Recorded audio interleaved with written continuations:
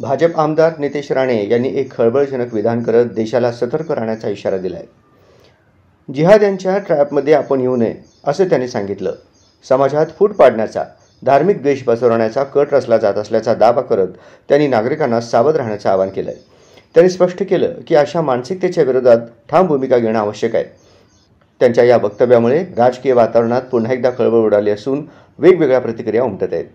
आपण कोणीही या जिहाद्यांच्या ट्रॅपमध्ये आपण हिंदू म्हणून येऊ नये, यांची हीच इच्छा आहे की हिंदूमध्ये भांडणं लागावीत, आपसात आम्ही भांडावं आणि मग ह्या लोकांना मोकळं रान मिळेल। त्या निमित्ताने हेच तर या जिहादी लोकांची इच्छा आहे, हेच तर हिंदू राष्ट्राला तोडण्याची मनसुबे आहेत।